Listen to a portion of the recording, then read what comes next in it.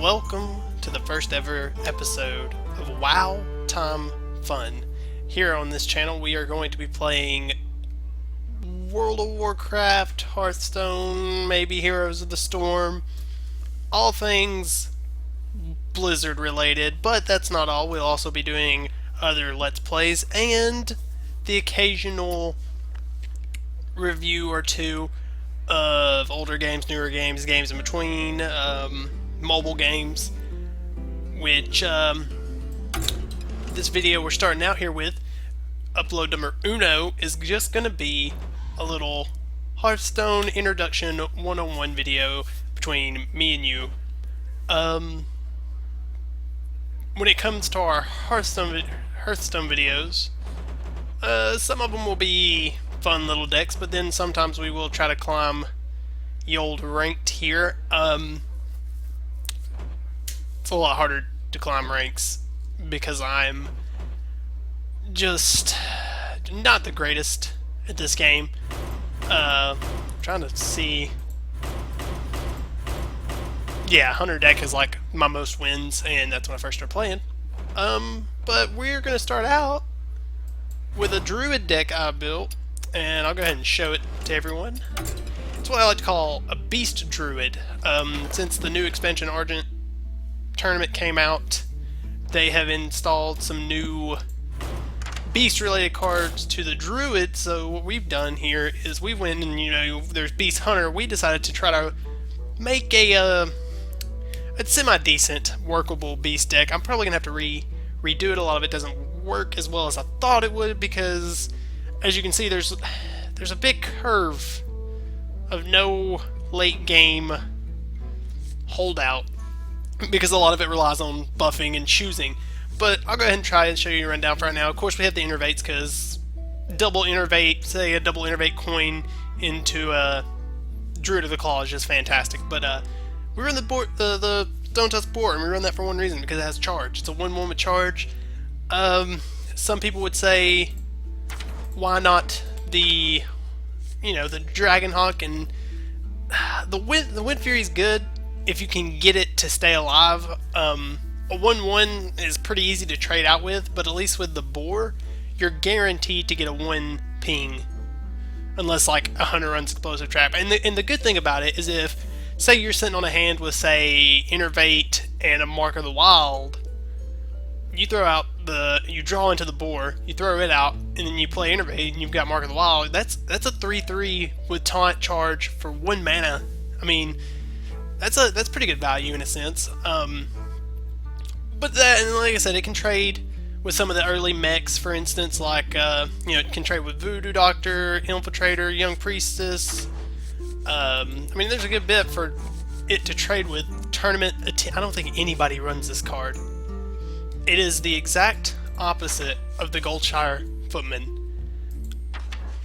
And frankly, I think I'd rather have on a minion with taunt. I want something that can absorb some blows, so I don't know why anybody would run that. I mean, I guess just to have a turn 1 taunt. I mean, I guess that's not a bad idea, but like I said, though, the Boar, it trades, especially if you can buff it real quick. Of course, we have Mark of the Wild because don't really have that much taunt, like straight taunt, in this deck, which is another reason why I'm probably going to change it up some.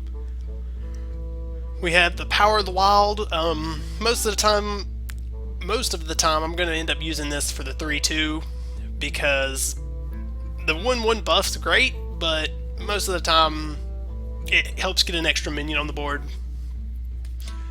We have the Direwolf Alpha, which is another reason why the Boar is good. I'm going to try every way in the world to justify this 1 Boar. Because if he's out on the board, you play that, that's 2 damage right off the bat. Boom, 2 damage. Then he's trading for even more. We have the Ironbeak Owl, just for that silence. That silence is the only reason this is in the deck, because a 2 mana cost shutting down like a 10 cost card is just fun. Or when somebody plays like an Ironbark Protector and then you shut it down with a 2 little owl. We run Mark of Nature. That is solely for, the health. That's about it. Emperor Cobra. We run it because we only have one of those, actually. I don't know if it's because I haven't crafted another one.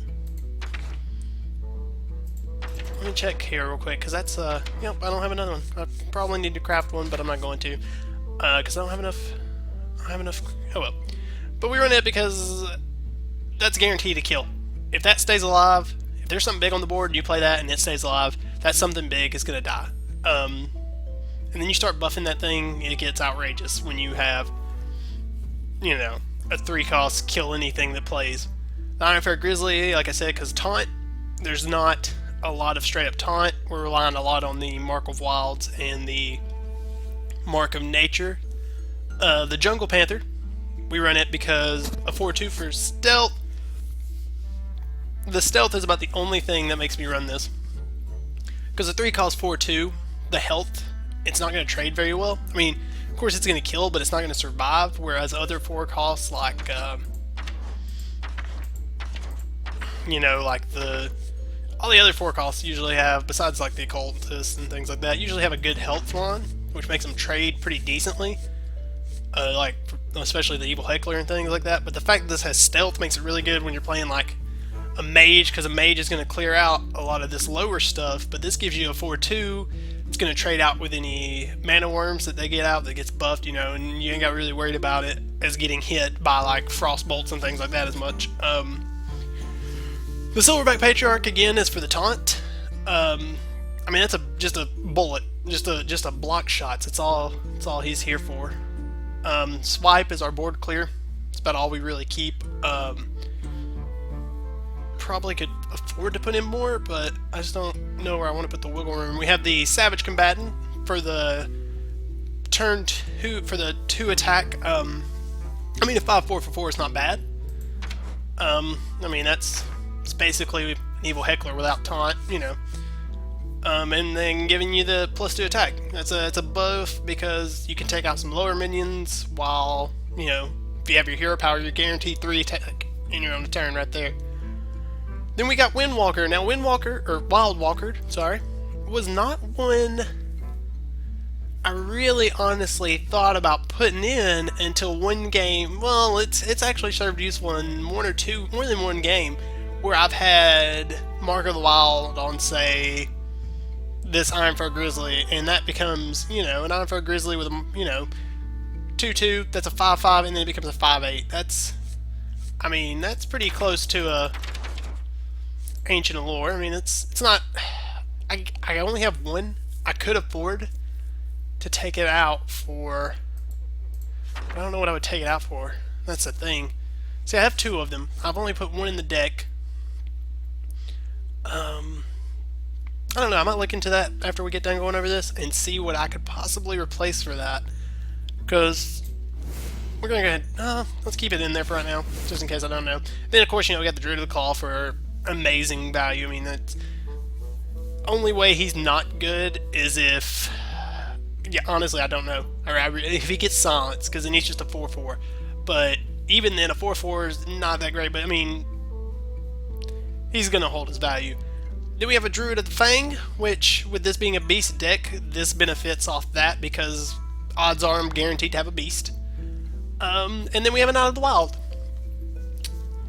Honestly, not too impressed with this card because his thing is whenever you summon a beast, reduce the cost by 1, reduce his cost by 1, and it stays reduced, so it's not like you have to do it that turn. Like, if you play a beast, next turn he'll be 6 mana. The only way he has been super, like, effective and worth value is when I drew into a double innervate and I was able to get out a Stone Tusk and a wolf and an owl. Like, yeah, and I had the coin, so I was able to get those out. And even then, he's still, I mean, he's a 6-6 for 7. And if you look at like the 7 cost, you can get a 5-9 beat. That's not actually, you know, that's not actually a bad trade out. I mean, he's 1 less damage, but you get 3 more health. I mean, and like I said, he's not by the time, I mean, you might as well wait till turn 7 to cast him anyways. I mean, he's very situational. And that's a beast. 5/9, that's not bad. But you would, I mean, you could probably get him out like turn 5, and he becomes like a 5 cost 6/6, which, I mean, isn't, I mean, it's good, I guess, but it's not great. Muckla is also a competitive beast. I think Muckla's champion would even be a better, because even though he's a 4/3, he's going to give everything else +1/+1. See what we found out? We're going to go ahead and get rid of him, actually. We're going to go drop him because we only have 1 in there anyways. And I think we'll go ahead and drop the Windwalker for 2 Mucklas. I don't know, though. I really am lacking. You know what? Nope, we're going to go with it. We're going to go with the 2 Mucklas. And that's the deck we're going to be using for this first little playthrough. So hopefully it'll go good. We'll make tweaks to it and we'll use other decks throughout this episode. Because like I said, this is just a general overview of what is all going on here. But when it comes to we're gonna do a WoW series. I gotta say, the WoW series isn't gonna be like raids and things like that. I mean, there will be raids, but I'm also gonna do a level up, which, you know, some max level stuff and some level up stuff throughout the videos also. Let's see. See, this is what I'm talking about. Like, for 3 mana you get a 3/3 with taunt, but that can be immediately killed by like a frostbolt. This is usually guaranteed something, so I think I'm actually gonna drop the Grizzly, and then once it comes out I can hit it with the Mark of, I might drop the Mark of Nature though. Let's go ahead and drop the Mark of Nature too. I mean, that's 3 turn 3s. I don't want 3 of them. That's not better. I mean, that's going to be beneficial if he turn 2's a Mana Worm, because Mana Worms can snowball quick, because especially if the mage gets what I call the ultimate combo with a Mana Worm coin mirror image, and you're 3/2 at turn 1 and then 2 0/2s for taunt. Let's go ahead and put the Direwolf out. It can survive the ping, and if he blows a spell on it, then I'm not losing too much, and it'll trade pretty decent with low mana cost, because I can hero power and whatnot next turn, so we'll throw the wolf out. Like I said, I'm not the greatest at this game.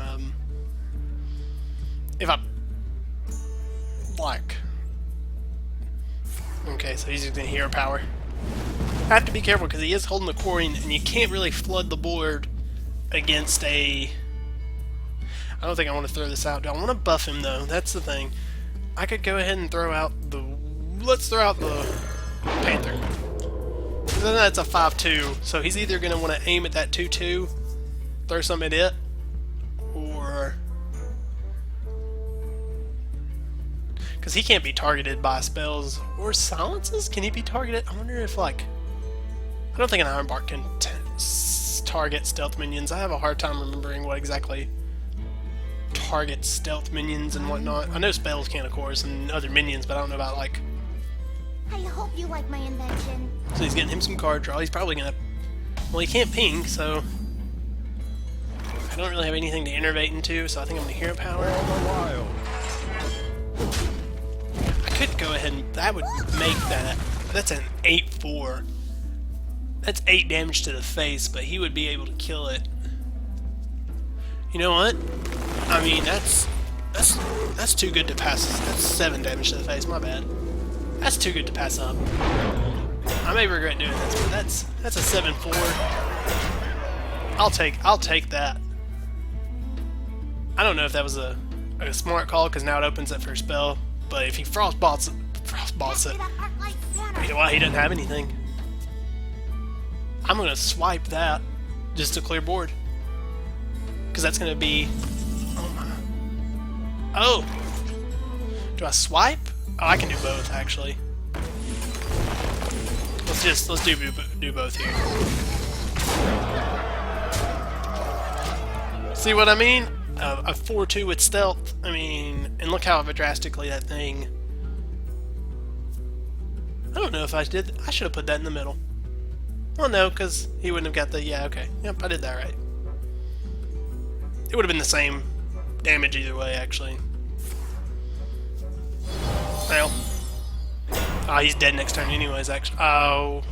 Damn. He does have coin next turn, which means I'm going to hold on to that iron mark. We're going to hold on to this. Shoot. Maybe I shouldn't have. No, I'm going to, because if he coin flame strikes, I don't want him to not. I don't want to be able to not do anything the next turn. Especially with this deck involving a lot of synergy with, like, the Druid of the Fang. If I draw a Druid of the Fang, I want to be able to. Okay. Oh my god, another crossbow. Son of a bitch.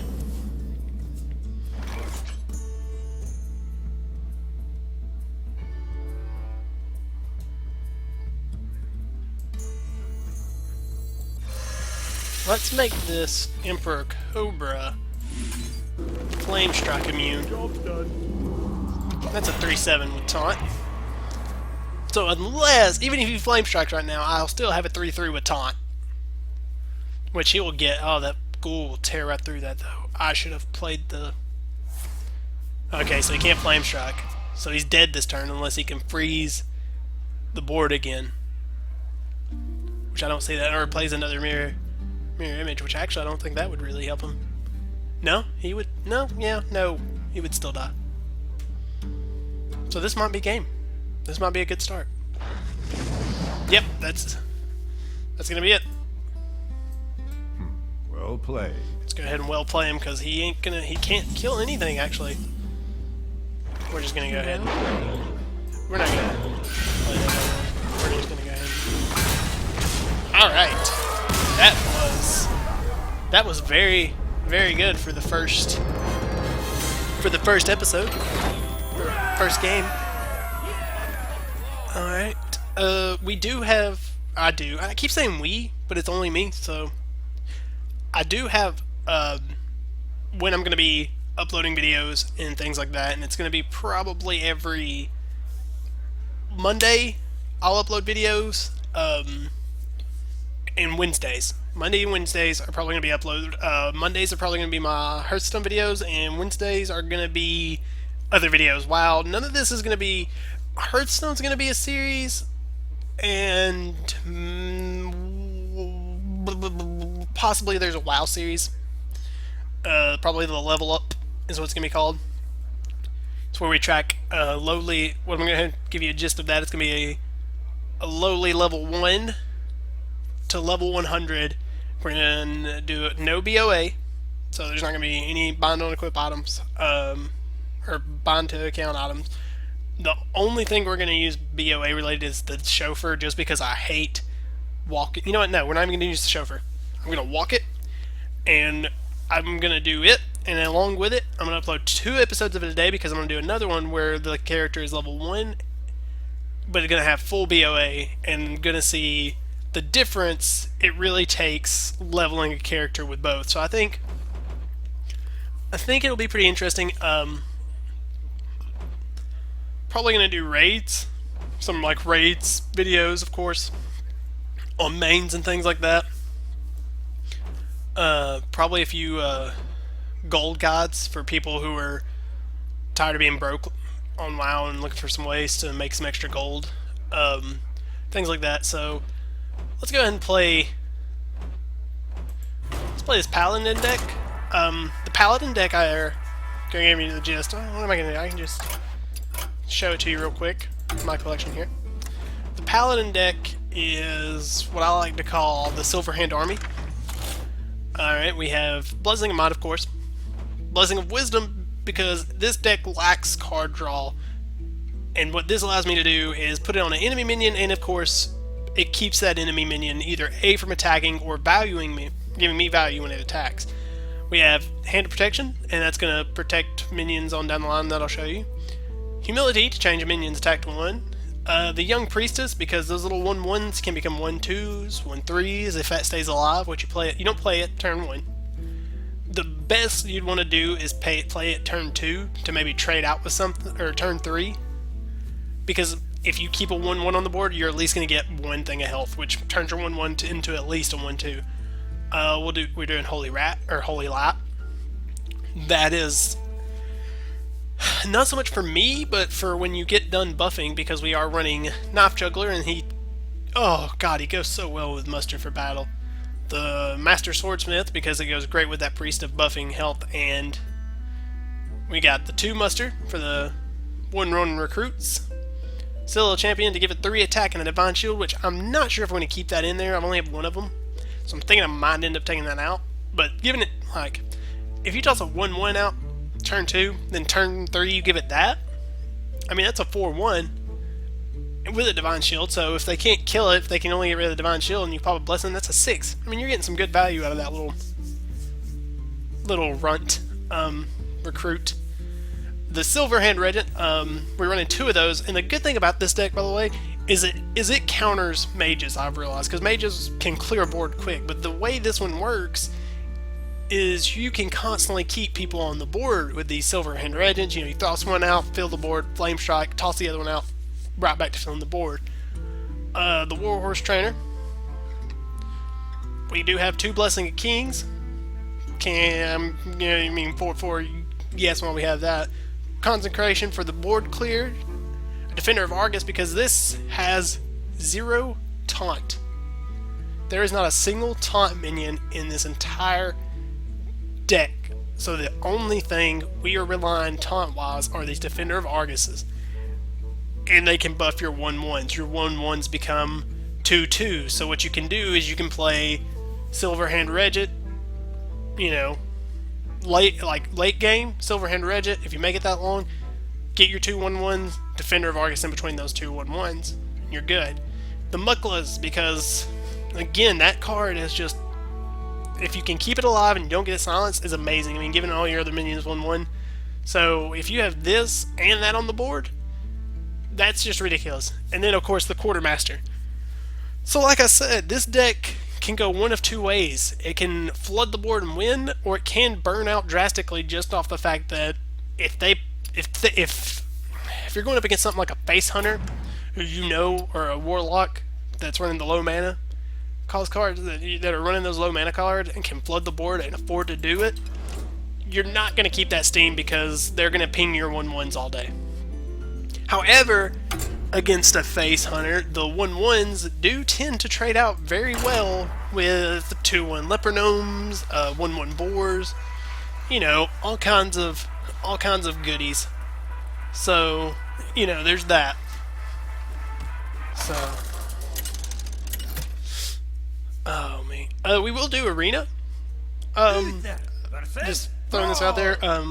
I don't like Arena. I don't hate Arena. I don't much care for it because this is kind of a personal complaint, and I get that Arena does takes a good bit of skill, and we're gonna drop those 2. But the thing is with it being really, that's just terrible. Hopefully he'll drop a turn 1 that I can Blessing of Wisdom. At least give me something to do turn 1. I can get my card draw going. But the thing about Arena is, with it being random number generator on what card you get, I don't even like winning sometimes, because sometimes it feels like I've got a stacked deck and the other people don't, and it just doesn't seem fair. Or it's like you get these, you know, one guy played Hogger, and there was like, I didn't have any more. Oh my god. Jeez, I just got like... Sorry about that. I don't know. You win this one. Oh, well, okay.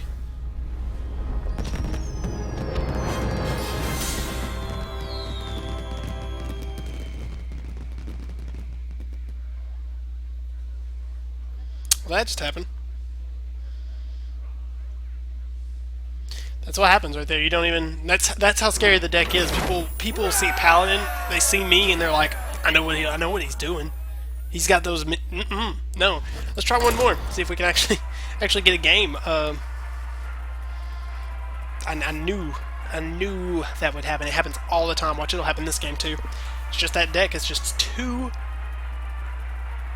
scary.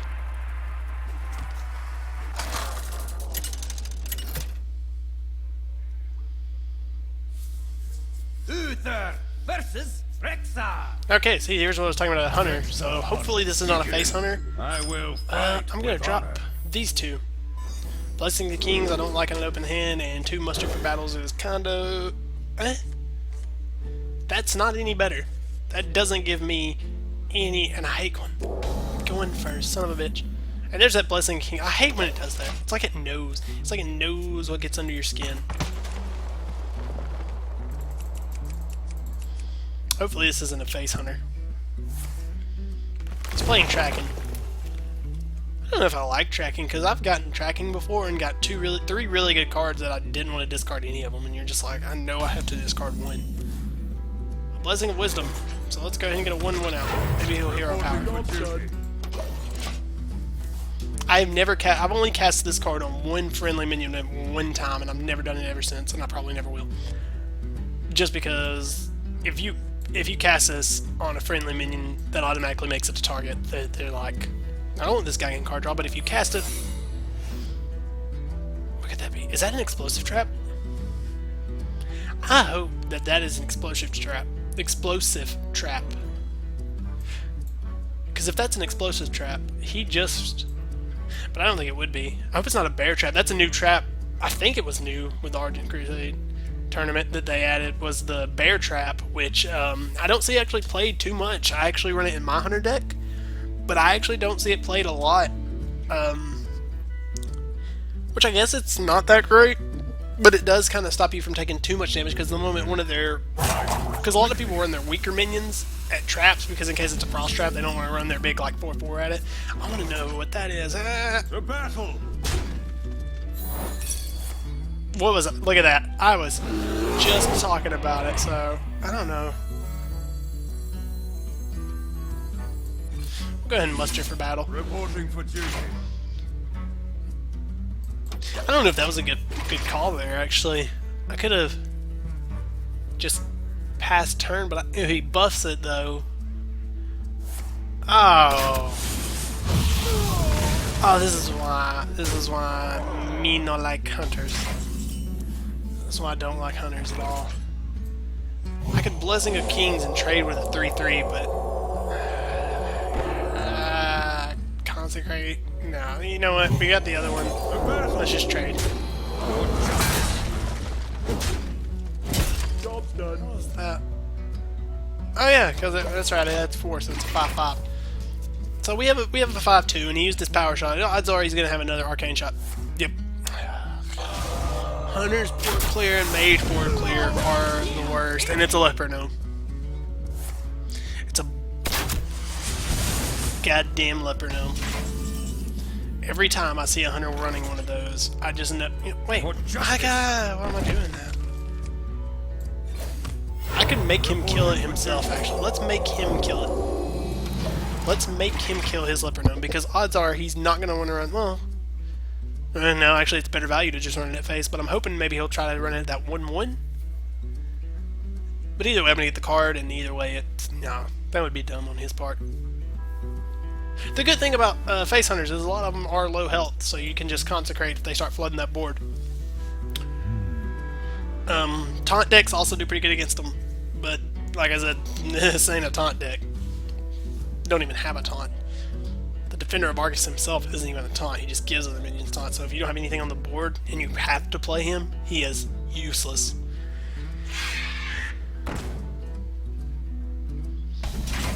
That's a buzzard.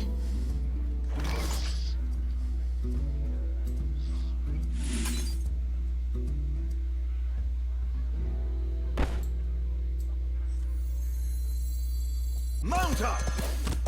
Screw that. I don't know what I Battle for duty. For justice.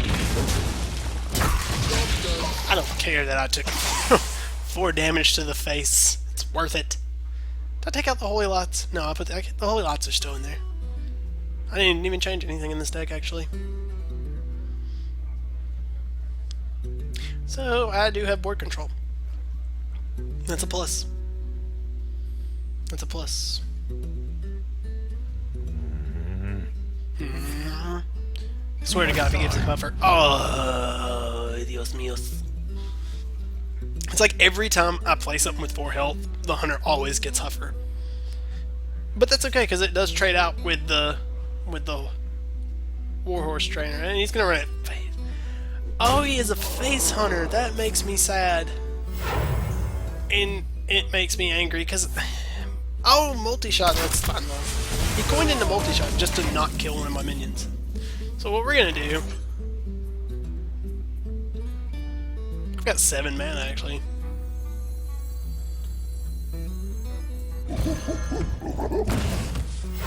Oh, Muggle was the right choice here. Yeah, no, I'm not leaving that alive. I don't care if I lose my horse, but I'm not leaving that alive. Because it'll run it right at my Muggle, which he'll probably still kill my Muggle this turn, but I cleared the board. Good. Deadly shot, please hit the 2-2. Yes! Yes! Secret, I don't care. I don't care. Probably like a frost trap if you played it. Ah, yes. Double buckler. One's for everybody. See if it's a frickin' explosive trap.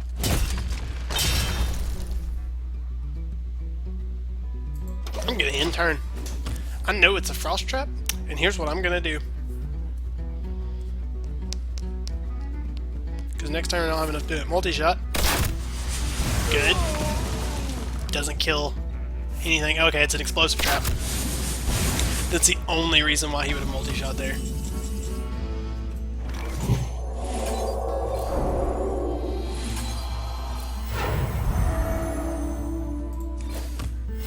Reporting for duty.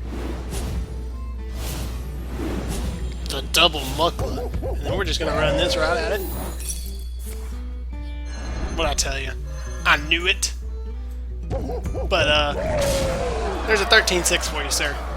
That's what I think of your face hunting. That's why you shouldn't send Huffer right at face.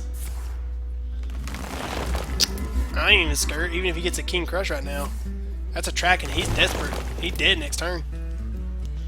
Best be playing them top minions.